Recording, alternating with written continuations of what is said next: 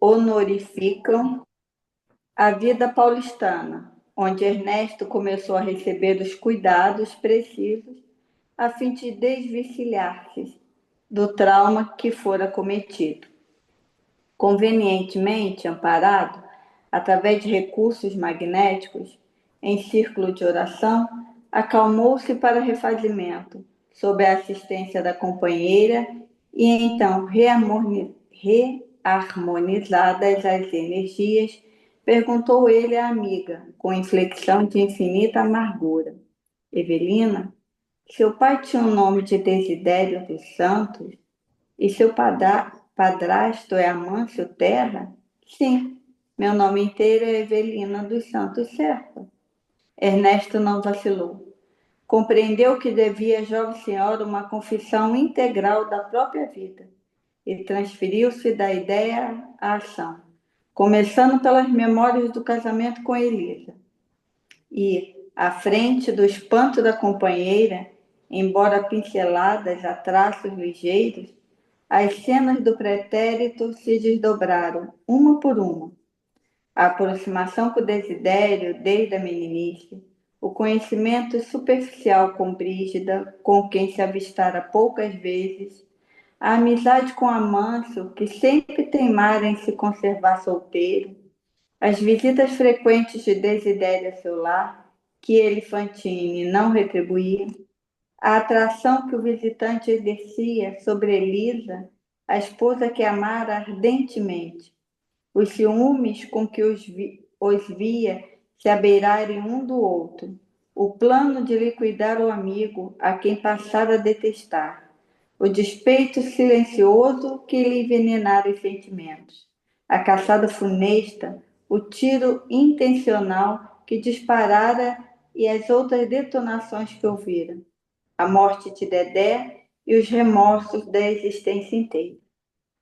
E, por fim, descreveu passo a passo as ocorrências do retorno ao lar, desde o instante em que registrara as afrontas da esposa obsessa até a última declaração de Desidério que o deixara aniquilado.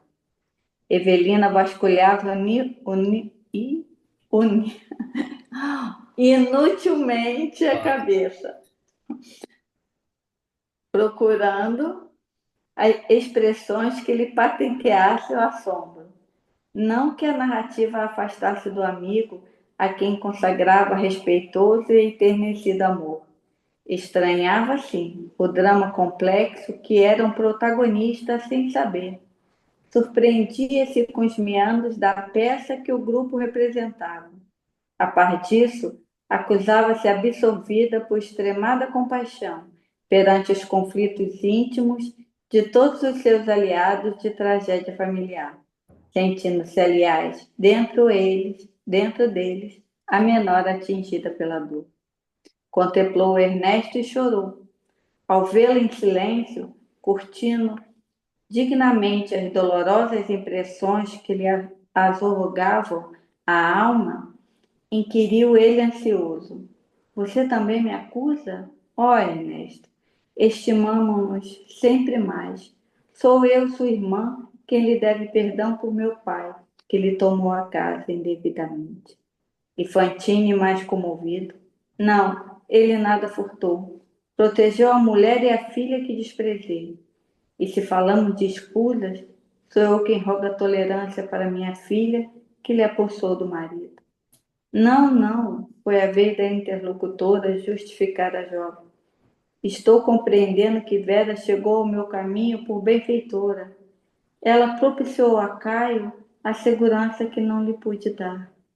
Evelina, acentuou o companheiro um tanto aliviado, tenho hoje a ideia de que só pela vida depois da morte logramos desmanchar os enganos terríveis que acalentamos na existência terrível. Ela aprovou e mantiveram-se em doce tete-a-tete, quando, por fim, Ernesto conseguiu conciliar o sono, dando-lhe oportunidade para retirar-se em busca de ligeiro descanso. Amanhecia, no Aí, horário beleza. estabelecido até. Valeu. Bom, item 2.1, né, da apostila. Após todo o acontecido na casa de Elisa e todas as acusações proferidas por Desidério e as verdades que teve que tomar conhecimento, Fantine ficou muito abalado. A providência imediata foi levá-lo, juntamente com Evelina, para uma casa espírita próxima, onde ali se encontraria para refazimento.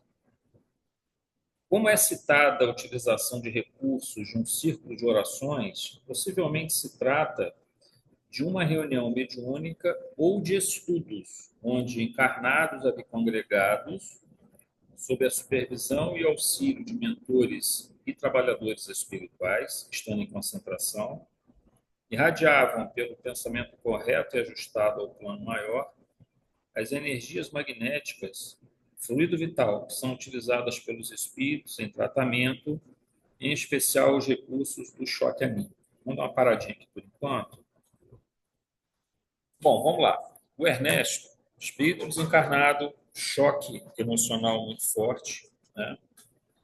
E ele fica abalado demais, mas vejam, é curioso isso, a gente observar. Você ficar abalado com uma situação, uma revelação, algo que te deixa, que te surpreende, bom, é extremamente natural esse processo no primeiro momento. E é o que acontece com ele. O passo seguinte aquilo vai virar para você uma fonte de agonia, de angústia, que vai te deixar paralisado, sofrendo, com remorsos, com raiva, com seja que tipo de sentimento for, com rancor, que tipo de sentimento for. Há uma diferença dentro desses dois processos. A primeira reação, nossa, é muito natural. Só para espíritos muito evoluídos, assim, já praticamente espíritos superiores, né? Porque a maior parte dos trabalhadores espirituais do nosso círculo de auxílio, de ajuda, não os mentores ou os espíritos bem mais evoluídos, né, que nos ajudam, mas assim, os trabalhadores, de uma forma geral, que trazem desencarnados para o centro, que ajudam na aplicação do espaço e tal, eles também estão sujeitos, como nós, a esses abalos. Se eles fossem, digamos assim, surpreendidos repentinamente por uma revelação de algo de uma vida anterior, por exemplo, ou de algo da vida passada que eles estavam encarnados e foi bloqueado por eles. Então, esse primeiro abalo não é por si só algo assim tão inesperada ou tão assim condenável. É humano isso. O que a gente vai observar a evolução do espírito, quanto ele já caminhou bem, é como ele vai lidar logo depois que passar aquela coisa inicial. Ele retoma o seu equilíbrio, ele consegue entender o que aconteceu, ele processa aquelas informações, se arrepende ou perdoa, ou seja o que for. Aí que nós vamos ver a maturidade do espírito. Porque o choque vai ter sempre. Todos nós vamos ter esse choque. Só não vamos ter assim quando a gente alcança um estado já um pouco mais elevado. Acho que até assim, os nossos, digamos, a gente fala aqui da irmã Nazaré, irmã Lúcia, irmã Alexandrina, como mentoras de nossa casa. Não acredito que elas vão, diante de uma revelação inesperada dessa, ter um abalo como o Ernesto teve. Mas outros espíritos que nos ajudam, que estão num nível mais próximo da gente, mas tem uma visão mais clara, mais esclarecida, já não tem esses apegos materiais que nós temos e tal, eles talvez tenham essa mesma reação que o Ernesto teve, só que aí eles se recuperam logo. O Ernesto também, pela preparação que ele vem tendo, a gente conversou muito, né, Isabel, na semana passada, todo o período de arrependimento, conversando com a Rosana, com a Valéria também, aquele período de arrependimento que ele passou, depois o período de 2 anos, conversando com Ribas, recebendo aquele tratamento, foi preparando ele. Tem o choque? Teve, mas você vê que logo ele vai se recuperando, né? Ele não se deixa tomar pela culpa, aquilo não arrasa ele, logo ele já está fazendo planos, até ele e a Evelina fazendo planos de quais seriam, a gente vai ver daqui a pouco, quais seriam as reencarnações possíveis, né? O Túlio nascer como filho do Caio Serpa e da Vera. Então, assim, começa a ver como é que seria a situação de Desidério, a Evelina também pensa. Então, ou seja, aquilo foi um abalo, mas é um abalo que ele supera. Se a gente não supera, então aí sim, realmente, a gente ainda não alcançou o equilíbrio necessário. Primeiro, a gente não deve se assustar com isso. Bom, dito isso, a questão de se levar ele a um centro espírita ali em São Paulo, que provavelmente era uma casa um pouco mais próxima da região onde ele estava e tal, e onde estava tendo reunião, ele vai a um círculo de orações.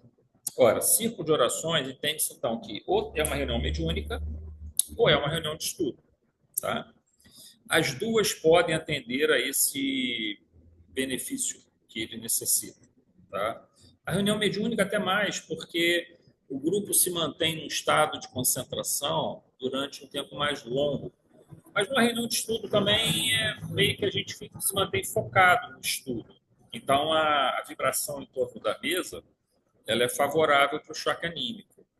Então, mais uma vez, relembrando, o que é o choque anímico? Nós temos uma aura, todos nós, encarnados e desencarnados. A aura de um desencarnado é basicamente a ação do seu pensamento que, primeiro, ela forma o perispírito, o corpo espiritual atuando sobre o fluido universal. Mas, além disso, o estado emocional, o estado cognitivo, ela projeta um campo de energia um pouco além, que não tem a forma do corpo físico. É como se o corpo estivesse jogando uma luz um pouco além, que forma a aura do desencarnado. Ok? No encarnado, a coisa se complica um pouco. Agora você tem essa irradiação perispirítica do perispírito, você tem fluido vital que sai do nosso corpo. Na verdade, o fluido vital ele está no corpo e ele está numa junção com o perispírito, que nós chamamos de duplo etérico. O duplo etérico é uma camada mais externa do perispírito do encarnado. O desencarnado não tem duplo etérico, onde você agrega fluido, uma certa quantidade de fluido vital, né? Então, o duplo etérico seria a área do perispírito mais densa, capaz de interagir com as células do corpo físico.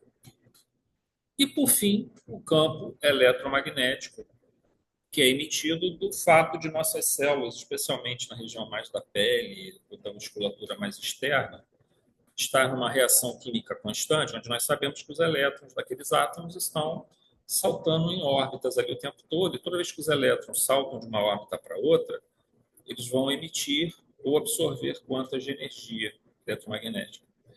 E aí, nesse caso, nós temos sempre ao redor de nós um campo eletromagnético. Então, nós temos um campo eletromagnético material, um campo eletromagnético intermediário, que ele é o fluido vital, e um campo perispiritual.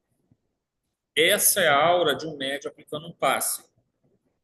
Um médium aplicando um passe, ele tem esse campo eletromagnético que não é tão importante assim para o receptor, mas ele tem o fluido vital, que pode sair em maior ou menor quantidade, e ele tem um campo perispirítico, que se amplia. Inclusive, esse campo perispiritual se amplia também na mediunidade, no processo mediúnico.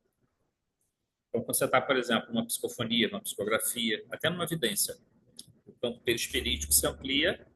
O primeiro contato da entidade com o médium não é perispírito a perispírito, é na aura. Então, vamos dar um exemplo assim. Eu estou sentado aqui, digamos que eu fosse um médium ostensivo, e meu perispírito começa um processo de expansão pela concentração, oração e concentração, e auxílio de nossos mentores que frequentemente nos ajudam nesse processo. Eles põem as mãos, agem em certas regiões do cérebro e vão favorecer um processo de leve desdobramento nosso e expansão perispirítica. Então, duas coisas são necessárias no processo mediúnico: expansão perispirítica, expansão desse campo áurico. Segundo, um leve ou completo desdobramento. Depende, às vezes pode ser desdobramento completo. Às vezes pode ser um leve desdobramento que aí coloca você em contato com dois mundos. O médium vidente, o que está acontecendo com ele? Ele está no corpo, vendo pelos olhos, ouvindo pelos ouvidos físicos. Ele está no plano astral, ouvindo pelos ouvidos do perispírito, vendo pelos olhos do perispírito. Então, ele está tendo por isso que a gente chama de dupla visão, né? Tem uma visão física e uma visão perispirítica, né? Audição, mesma coisa, percepção, sensória, tudo isso. Bom, digamos, eu estou sentado aqui, estou psicografando, ou num estado de psicofonia. O meu perispírito, ele se expandiu, não assim, exatamente o perispírito, o meu campo áurico se expandiu, vamos dizer, meio metro. Vou dar um exemplo. O espírito não precisa encostar em mim, no meu perispírito, para começar o processo de comunicação. Basta que o campo áurico dele, que também tem uma certa expansão, se encontre. Quando isso acontece, eu já começo a sentir as sensações do espírito. Se for um espírito sofredor, a sensação já começa ali. Vejam, se ele estiver lá na porta e começar a jogar pensamentos que eu intua com ele, eu vou ter uma intuição. É o início do processo mediúnico. Intuição todos nós temos em maior ou menor grau. Se tivermos em desdobramento leve, com expansão perispirítica, a intuição é mais forte. Se a gente estiver totalmente no corpo, ela é mais limitada, porém, ainda assim ela acontece. Então, esse primeiro processo é a intuição, mas na intuição, geralmente, eu não preciso com tanta intensidade a sensação que o espírito está tendo. Mas quando ele se aproxima, quando se encontra campo áurico com campo áurico, eu consigo. Ali no campo áurico estão sendo projetados os estados psicológicos do espírito, de alegria ou de sofrimento. Por isso que você, às vezes, na presença de uma entidade de luz, você sente uma imensa paz. E na presença de uma entidade sofredora, você sente um pouco do sofrimento dele. Bom, no segundo momento, ele se aproxima mais, adentra o campo áurico, aí pode entrar no processo de comunicação mediúnica mesmo, mais intensa, que é o processo de perispírito a perispírito. E aí, nesse caso, começa já a comunicação quase mecânica, vamos dizer assim, tá? Psicografia quase mecânica, mas a psicografia já pode começar com contato de campo áurico, já. Até mesmo com intuição. Só que quanto menos intenso, maior é o nível de animismo do processo. Quanto mais próximo tiver, no geral, menor o fenômeno anímico. Tá? Ou seja, a influência do médium, que nós já falamos aqui, não é um problema para o processo. Tá? O importante é que a mensagem final esteja adequada. Bom, isso aqui é uma explicação mais da mediunidade, mas quando o espírito se aproxima sofredor, e a espiritualidade quer apenas que ele receba um fluido benéfico, ele entra em contato com o campo áurico, que é o somatório das vibrações nossas, aqui que vai formando uma espécie de um campo de energia em torno da mesa. E aqui digamos assim, a permissão para uma entidade sofredora chegar aqui, ela tem uma organização dentro desse processo. Ela não vai, não entra aqui que eu sinto, não é assim. Ela entra por permissão, ela fica em determinados locais permitidos e, eventualmente, é permitido que ela venha até a mesa. Quando ela chega até a mesa mediúnica ou na mesa de estudo, no nosso caso, especialmente nos encerramentos, nos início mais ainda, pela vibração de todo mundo, pela oração, cria-se um padrão ainda muito forte. Mas, às vezes, isso ocorre. A gente tem relatos aqui na nossa casa de que essas aproximações espirituais acontecem em qualquer momento da reunião. Pode acontecer no iníciozinho, com mais frequência, no final, mas pode acontecer no meio também. A entidade se aproxima. Inclusive entidades que já foram fundadoras da nossa casa se aproximam da mesa aqui para nos ajudar, para nos intuir, né? Mas esses espíritos, como o caso do Ernesto, está em desequilíbrio, ele é trazido, toma-se um choque anímico, aproxima-se isso beneficia ele, por quê? Porque esses fluidos vitais, esses fluidos perispiríticos, estão imersos em quê? No equilíbrio, numa paz, no desejo de fazer o bem, na leitura edificante, na oração. Então, isso só vai fazer bem para o espírito. Como ele ele está naquele estado, quanto mais desequilibrado o espírito emocionalmente, ainda que seja por um curto tempo, mais ele retoma, digamos assim, um pouco Você sabe o que eu comentei na sexta-feira na palestra, que meio que nosso emocional, quando a gente está encarnado, pode sequestrar o nosso cognitivo quando você tem um impacto emocional muito forte. E nesse sequestro do cognitivo, você bloqueia a memória, você evita o processamento intelectual adequado para entender a situação e você bloqueia. Você faz os seus bloqueios e acabou. E você reinterpreta a realidade. Inclusive, com mecanismos que nós vamos chamar de quase psicose ou subpsicoses e dissociações, leves dissociações que surgem por conta desse bloqueio. Ele pode ser tão forte, o bloqueio psíquico, por conta dessa ação emocional muito intensa, que distorce até a percepção da realidade, como ocorre, por exemplo, na esquizofrenia. Um dos problemas da esquizofrenia, inclusive um dos diagnósticos, né, para você ver a esquizofrenia, é a percepção distorcida da realidade. Né? Você ouve, você vê, você não consegue fazer a percepção adequada. Pode ser.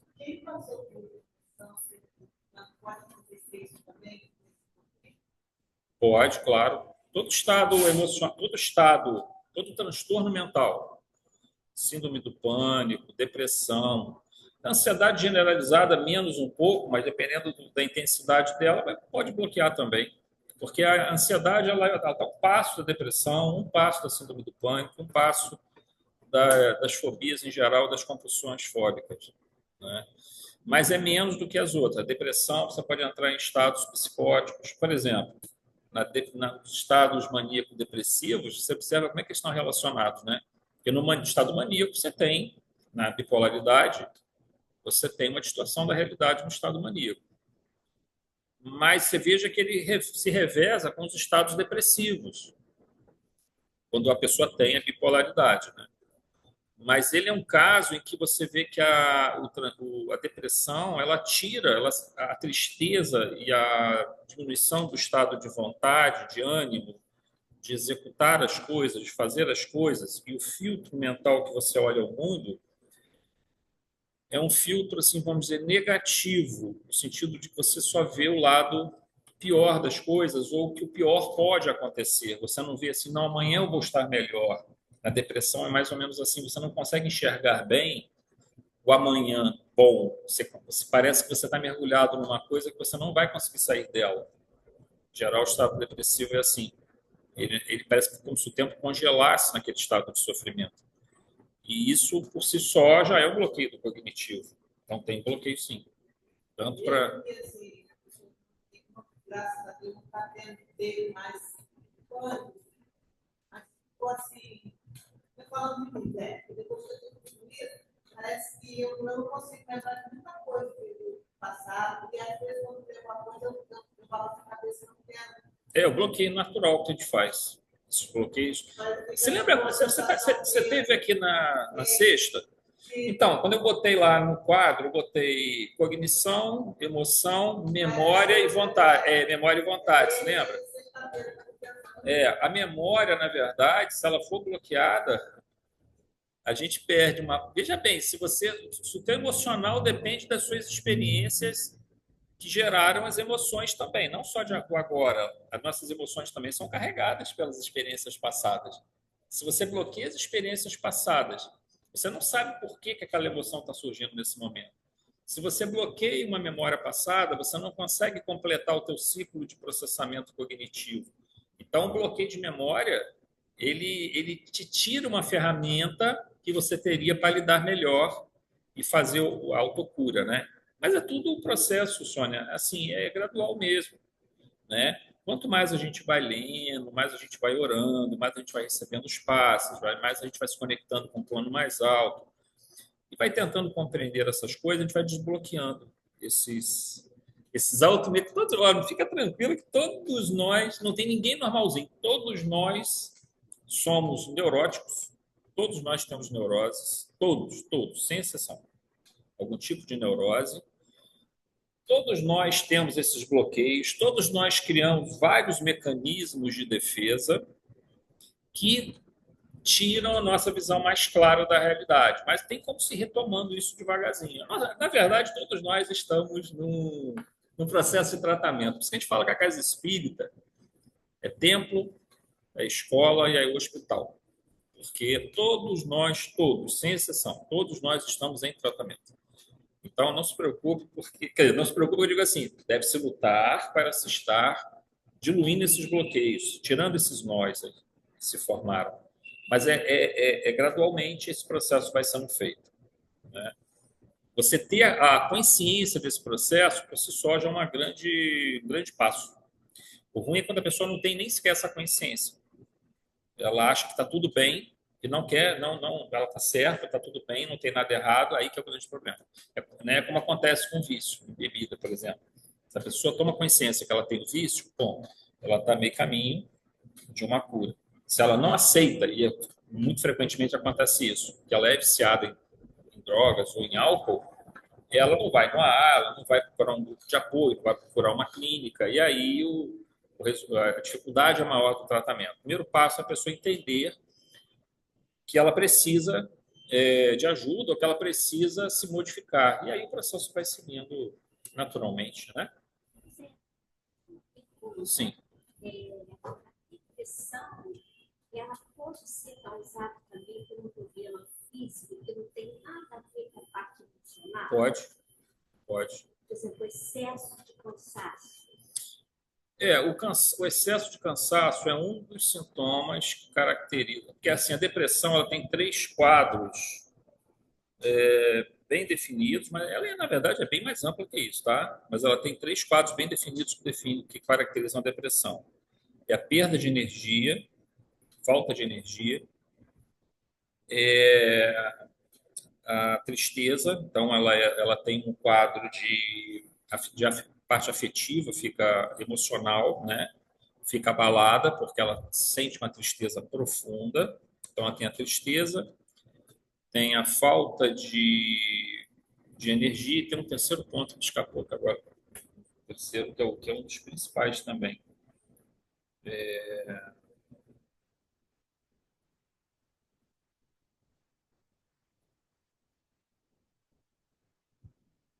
Depois eu me lembro, depois eu vou me lembrar, mas são 3 elementos. A falta de, mas só não caracteriza a depressão. Você precisa ter 3 elementos, pelo menos, para caracterizá-la, tá? Mas, em geral, essa incapacidade, essa sua perda geral de energia, diminuição da vontade, do estado de vontade, esse quadro de também tem a ver também com a parte de. Tristeza profunda. Oi? Tristeza profunda. Sim, é tristeza, né? Tristeza, mas tem mais um fator ainda, é a tristeza, a falta de energia, e tem mais um que me escapou aqui agora, mas eu vou até o final. Falta de cuidados, de autocuidado. Também a falta de cuidado, mas a falta de cuidados, o autoabandono, né? Ele é um sintoma, mas ele sozinho também não caracteriza, né? Na verdade, é um conjunto maior, mas a gente usa os 3, que são os mais. Que é muito importante, que está me escapando aqui agora. Hã? Que? Não, aí sim, tem, mas eu digo assim, quando você olha a pessoa, entendeu? Você faz a anamnese, você vai olhar a pessoa, vai perguntar, aí você vai fazer perguntas para ela, e a partir dessas perguntas você vai ver os exames que vão mostrar, poderão mostrar, mas são exames difíceis, né? Para você tentar identificar o problema físico que pode estar por trás também. E, na verdade, esses sintomas são resultados, aí é que a coisa se complica. Porque nós temos 3 fatores que podem causar depressão espiritual, obsessão pode causar depressão, e a depressão pode também, por sua vez, atrair processo obsessivo, e aí potencializar. A depressão espiritual do próprio indivíduo, a tristeza do próprio indivíduo. Terceiro, um fator físico que desencadeia ela, que está dentro daquilo que nós falamos de dor e evolução, sexta-feira. Na dor e evolução, imaginemos que você tem uma diminuição de atividade de certos neurônios, por exemplo, embaixo do hipotálamo, dos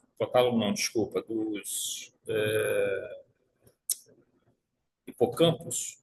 A alteração do hipocampo pode gerar depressão.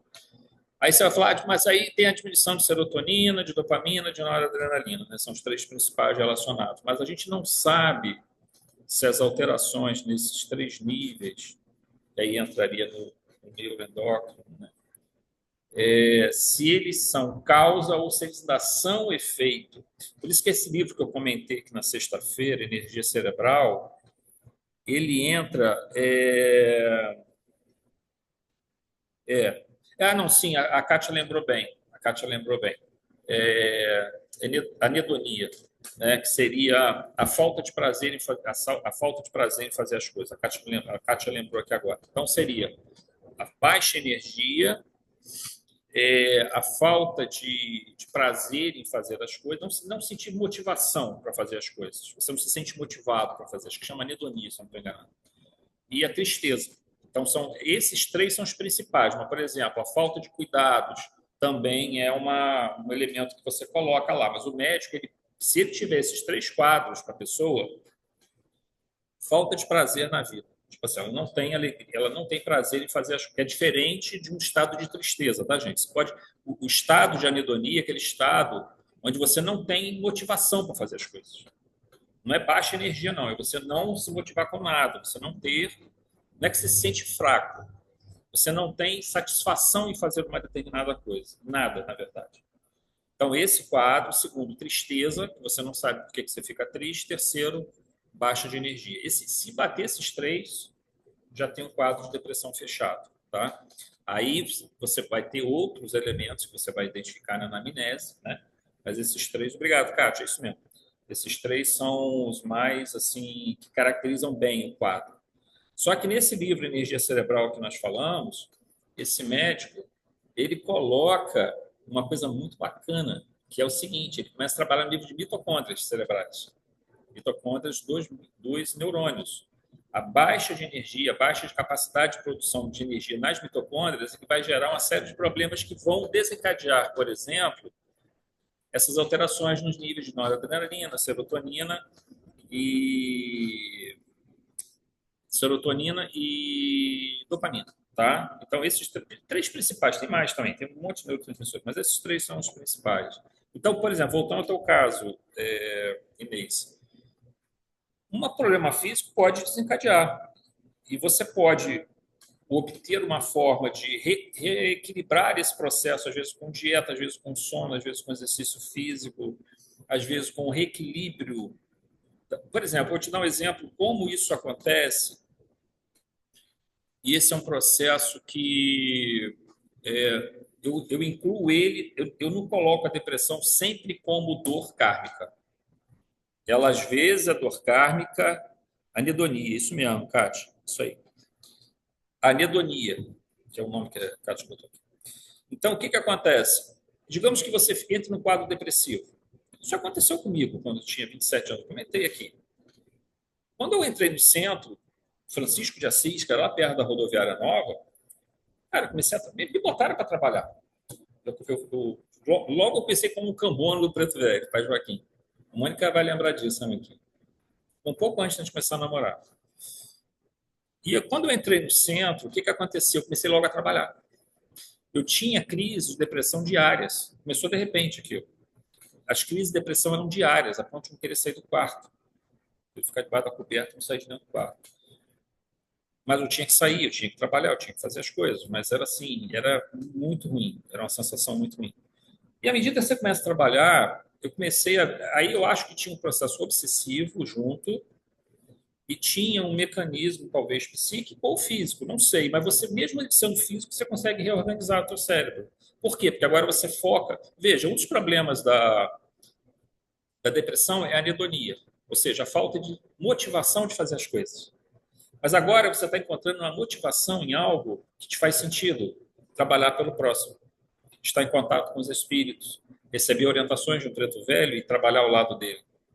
Isso começa a te dar uma motivação que você não estava encontrando. Então você meio que quebra.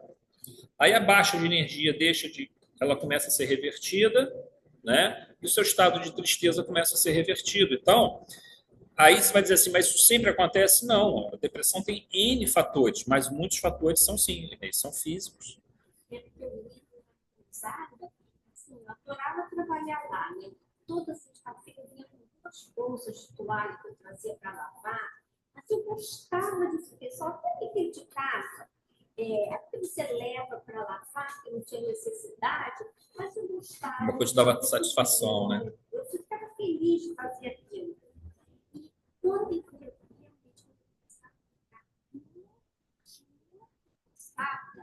eu percebia que parecia me perdendo as forças. E aí eu entrava em depressão. Sim, é um dos sintomas, né? É um dos sintomas. Mas quando você consegue se manter focada num trabalho que te dá motivação, Normalmente você pode fazer, até porque, mas é genético, pode ser. A gente conhece famílias que os pais, os filhos, têm a depressão já familiar. Mas ainda aí, mesmo nesse caso, existe uma coisa chamada epigenética, que é uma descoberta não muito antiga, uma descoberta de 30 anos para cá que se começou a trabalhar com epigenética. E tem muita gente que é resistente a isso, mas não tem jeito. As evidências são tão grandes que é a capacidade que nós temos de interferir no nosso DNA, de modo a bloquear certos genes ou ativar certos genes. Como? Por um processo chamado metilação. Metilação ela é um grupo metila, que entra, é um grupo de átomos de carbono e hidrogênio, que a gente joga na beiradinha do gene e bloqueia ele. Se for um gene que está desencadeando uma falta de produção de dopamina, ou de serotonina, né, de noradrenalina, para o processo. Mas como é que você faz a metilação? Não se sabe ao certo, mas sabe-se que é possível atuar em cima do DNA ou desbloqueando certos genes ou bloqueando certos genes. E o mais incrível desse processo é que você consegue, eventualmente, passar uma ou duas ou três gerações à frente. Isso que você fez. Então, por isso que chama epigenética. É uma quase genética, digamos assim. E ele é um campo extraordinário para os nossos estudos e para os nossos trabalhos. Então, mesmo aquilo que tem uma base genética, eventualmente pode se modificar. Quando não se conseguir, vai se utilizar a medicação, mas os recursos que nós temos para aumentar a energia cerebral, para aumentar o funcionamento das mitocôndrias dessas regiões que estão prejudicadas, é você encontrar os caminhos certos, né? E o apoio necessário. É necessário, muito importante ter o apoio, mas ter principalmente um sentido, um significado para a tua vida. Você tem que achar um bom sentido, um bom significado para a tua vida. Tem pessoas que não, tem pessoas que vão conseguir viver numa boa só na questões materiais, mas tem outros que não vão conseguir fazer isso, né? Então, quando não consegue, tem que buscar esse elemento. Mas, assim, só aqui estão dando esse último acréscimo aqui. Quando o Ernesto Fantini é levado à reunião, ele se reequilibra, provavelmente pelo choque anímico, aí os espíritos vão, aplicam passes nele e tal, e aí ele fica preparado para retornar com a Evelina, né? Tá? Continuando aqui no 2.1, observemos que, nesse caso, Fantini não necessitava de um esclarecimento do seu problema, de aconselhamento e orientação, pois ele já tinha, de certa forma, como recurso adquirido nos últimos anos. Mas pela forte carga emocional que foi desencadeada, a necessidade era de um reajuste das suas energias perispirituais, assim como acontece em um passe magnético dispersivo que frequentemente utilizamos na casa espírita. Então, por exemplo, o espírito é trazido à casa, ele está em desequilíbrio. Digamos que ele desencarnou recente, ele está em desequilíbrio. É um choque que ele teve, mas não é um processo assim de atraso evolutivo dele. Entendeu? Pode ser que seja só um sofrimento motivado pelo assim, o novo, o desconhecido. Ele não está compreendendo a situação. Então, basta reorganizar ele, digamos assim, de uma forma da parte emocional dele, a parte energética, e você vai conversar com ele, ele vai aceitar. Já outros espíritos, não é o caso do Fantini, que vão ser trazidos, eles trazem algo que já está acumulado há muito tempo, tanto encarnados quanto desencarnados, que a gente vê muito na casa espírita. Encarnados que chegam trazendo dores, trazendo camadas, que eu costumo chamar, né? Como se fosse uma cebola. Você tem camadas de dores ali, cara, que é muito complicado, entendeu? Porque você tem que tentar tirar camada por camada, e você vai tirar a camada e as cascas da cebola continuam ali, e você tem que perseverar, e a pessoa não pode voltar ao estado anterior de novo. E assim, é ruim quando a gente vê isso acontecer, mas acontece, né? Eu acho que até acontece mais do que seria desejável, mas cada um tem o seu livre-arbítrio, as suas possibilidades e traz a sua história, né? Dentro desse processo. Mas muitas vezes o espírito só precisa de uma mãozinha ali para poder recuperar, né, a condição dele. 2.2. Ernesto conta toda a história para Evelina, incluindo o fato de que no passado ele tentou assassinar a Desidério, o seu pai biológico, que Desidério encontrava, e conta para ela também, em completo desequilíbrio, uma vinculação psíquica com Elisa e tudo mais. Fantine se surpreende com a postura de Evelina, que recebe todas aquelas informações, algumas delas surpreendentes, e não apresenta nenhum tipo de julgamento ou recriminação, mas tão somente a surpresa pela complexidade das relações familiares que os envolviam. Então, assim, a Evelina lida muito bem com aquela situação, cara. Ela fica assim espantada pela complexidade, cara, todas as situações estão envolvidas ali. Mas você vê como ela já aprendeu, tanto ela quanto Fantine, né? Apesar do choque que ele teve, foi um choque mais emocional. Agora que a gente entra no 2.3, no ponto que eu queria chamar muita atenção, porque quando a gente falou sobre ego na sexta-feira, e que nós falamos que eram os 4 fatores condicionantes: subconsciente ou inconsciente profundo. Esse não tem jeito, é o fator talvez mais importante, porque afinal de contas é toda a nossa bagagem, né, gente?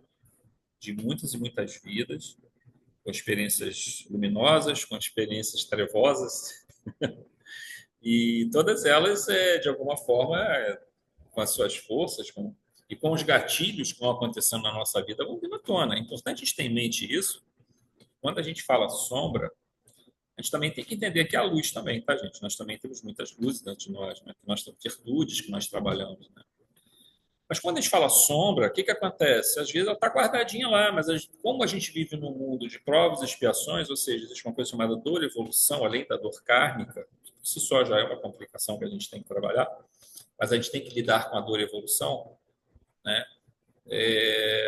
Essa dor e evolução, que são aquelas alfinetadas que a gente vai tomando no nosso dia a dia, muitas vezes se transformam num gatilho que vai permitir que venha à tona esses elementos do passado. E eles vêm, às vezes, com muita força. Se a gente não tomar um certo cuidado, eles vêm de uma vezada só. E quando vem de uma vezada só, é aí que está o perigo, assim, no sentido da gente se desequilibrar muito. O ideal é que a gente conseguisse trabalhar essas sombras bem aos poucos, sabe?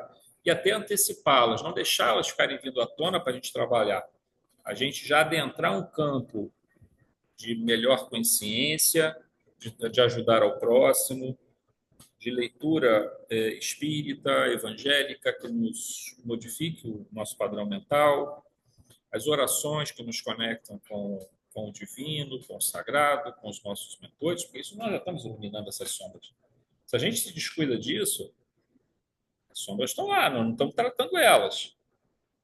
Mas elas poderão vir à tona naturalmente ou então impulsionadas por fatores de dores, por exemplo, a perda de um ente querido. Essa conhecida lá de Barra, que está sofrendo tanto, entrou num processo depressivo sério agora, por conta da perda da irmã dela, já conversei com ela, sempre conversando com ela. Estive na casa dela, apliquei passo, provavelmente vou ter que ir lá de novo.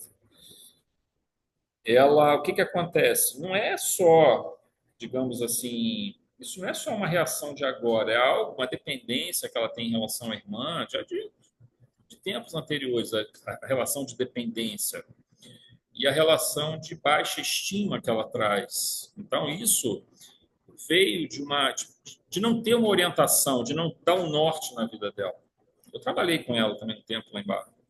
Então, por essa falta dessa capacidade de dar um norte na vida dela, quando veio essa dor, evolução, porque a desencarnação da irmã dela não é necessariamente uma dor kármica, pelo menos não para ela.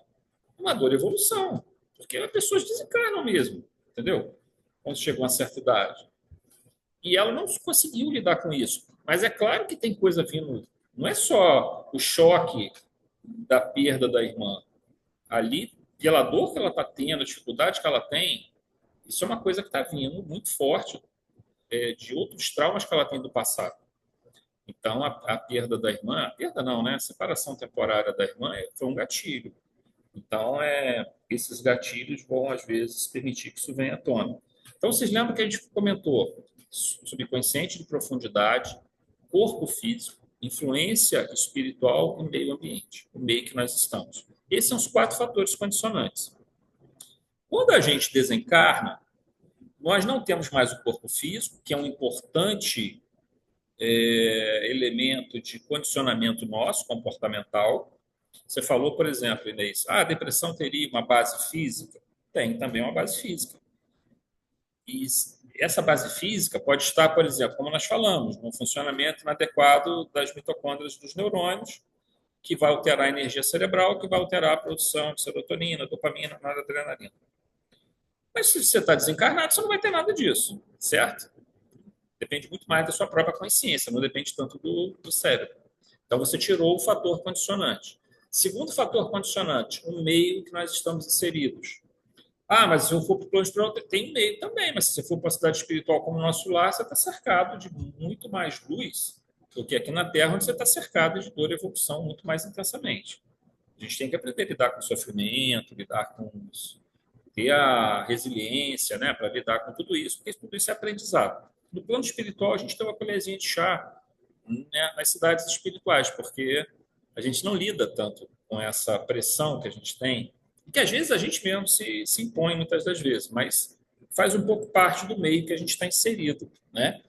Então você vai ter lá a influência espiritual e a influência do subconsciente, mas você tirou meio que duas, que eram mais problemáticas. Então não resta dúvida que para o desencarnado que desencarnou bem, que não está em região umbralina, porque se em região umbralina, aí cai no problema do ambiente, né? Do condicionamento do ambiente.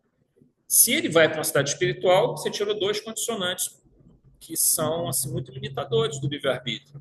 Então, o espírito, como está Evelino e Fantino, no hospital da espiritualidade, na cidade espiritual, tudo direitinho, a chance de você conseguir ter uma visão mais adequada, mais correta, é um grande exemplo é André Luiz, né? Ele sai do umbral e vai para lá. Então, ele não tem mais o corpo físico dele, trazendo uma série de condicionantes, nem tem mais o meio que ele se encontrava. Pois bem, vamos lá. 2.3. Diante de toda aquela inesperada situação, mas também do equilíbrio que Evelina demonstrava e do próprio equilíbrio e entendimento da situação que Ernesto apresenta, ele é levado a dizer, aí a gente replica aqui as palavras de Ernesto. Tenho hoje a ideia de que só pela vida depois da morte logramos desmanchar os enganos terríveis que acalentamos na existência terrena. Essa afirmação tem, de fato, grande assertividade, realmente estando desencarnados, sem a influência do corpo físico e das convenções do meio material em que vivemos, ideias fixas, apegos, falsas premissas, e um bom aconselhamento de nossos mentores, certamente poderemos ter uma visão abrangente de nossos erros e acertos. Por que poderemos ter? Porque, às vezes, nós vamos chegar lá e vamos estar desequilibrado do mesmo jeito. Está cheio de espírito desequilibrado no plano espiritual, mas que aumenta a chance? Aumenta. Se a gente tiver feito o nosso dever de casa aqui, nós vamos chegar bem lá. Mas, certamente, mesmo estando encarnados, é possível antecipar um pouco desta sabedoria de vida dentro de nossas possibilidades evolutivas, desde que não nos deixemos arrastar tanto pelos apegos que possamos aliviar a força de nosso egoísmo, nos preocuparmos também com o próximo e desenvolvermos uma perspectiva mais espiritual em um mundo onde a matéria e suas ilusões podem exercer sobre nós tanto fascínio. Em suma, buscar a visão e o entendimento correto. Então, assim, se por um lado a desencarnação, como Fantini fala, certamente abre um campo de percepção que nós não tínhamos na Terra, isso é verdade, se a gente tiver feito o dever de casa direitinho aqui, mas, por outro, dá para a gente já ir antecipando esse processo aqui na Terra. A proposta do Espiritismo, de certa forma, não é a gente abandonar a vida material, é a gente viver a vida material, porém com essa consciência de que nós estamos na matéria, mas não somos matéria, né? A gente ter um tempo para oração, para conexão com o espiritual, para a gente ter um tempo para nos dedicarmos ao outro, ao próximo, aprendermos a alegria que é ajudar o próximo, que é nos conectarmos, que é ajudarmos ao próximo, e a busca do conhecimento, a busca da... Se for conhecimento espírita, melhor ainda, porque nosso tempo é tão limitado, né? Mas conhecimento espírita, conhecimento espiritual, espiritualista, evangélico, tudo isso, eu assim, eu vou além, né? Porque eu gosto de tentar buscar mais informações, né? Mas isso vai dando para a gente um novo sentido, uma nova forma de viver bem no mundo material condicionante, num corpo físico condicionante. Mas isso não pode me impedir de ser um espírito relativamente liberto. Se nós conseguirmos fazer isso, a dor da evolução vai nos afetar muito menos. Nós vamos começar a eliminar nossas sombras. Nós vamos sofrer? Vamos, naturalmente. Mas não quer dizer que nós vamos ser infelizes. São duas coisas diferentes. Dores e sofrimentos nos atingem. Agora, como eu vou lidar com isso? Eu vou ser uma pessoa infeliz por conta disso? Ou eu vou ser uma pessoa que, pelos valores que eu cultivei, pelas buscas que eu realizo, pelo conhecimento que eu tento obter, pelo bem que eu faço, pela conexão espiritual que eu estabeleço, se eu vou conseguir ser afetado por essa... A dor me atinge, eu sinto no primeiro momento, como o Fantini sentiu aqui, né, no primeiro momento, mas depois me reequilibro. Aí a gente volta lá naquele conceito do Livro dos Espíritos, na questão 922, quando Kardec pergunta ao Espírito de Verdade se é possível um certo grau de felicidade na Terra. Porque ele está falando muito da felicidade no mundo espiritual. Então ele pergunta se é possível um certo grau de felicidade na Terra. E o Espírito de Verdade responde, do ponto de vista material, a posse do necessário.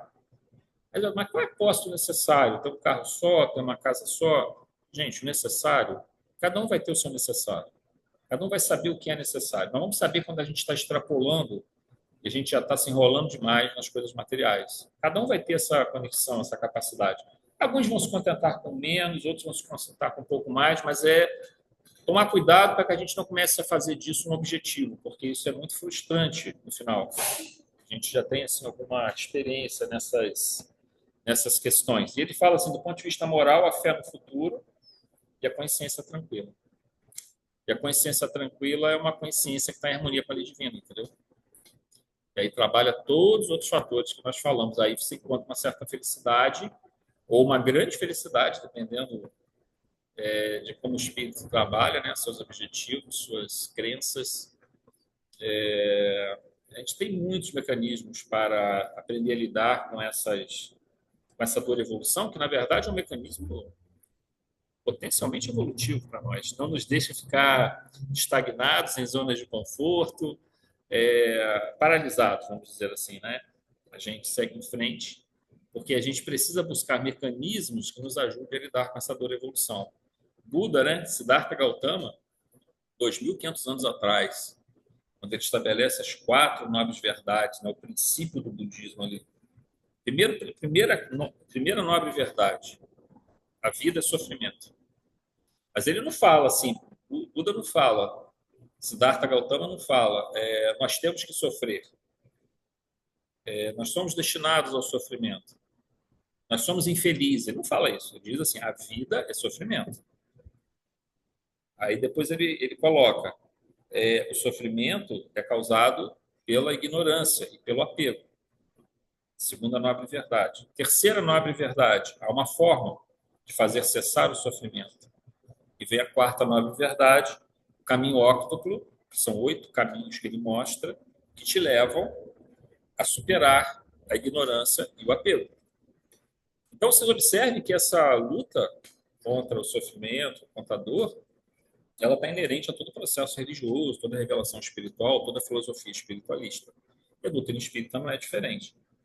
Ela aborda isso, talvez um pouquinho, não tão direto quanto o Siddhartha Gautama fez, mas ela aborda também sobre outros aspectos, né? Bom, gente, a gente não vai ler o item 3, porque a gente já passou um pouquinho do horário, tá bom? A gente vai fazer, então, o nosso encerramento. Eu pensei que dava para fazer o 3, mas não deu. Eu erro para caramba esses cálculos. Tem que falar menos. Vamos fazer aqui. Deixa eu pausar aqui. Vocês nem falaram praticamente. Só eu falei. Às vezes você responde uma coisa que ele está pensando. Quando é assim é bom, né? Mas eu acho que às vezes eu falo demais.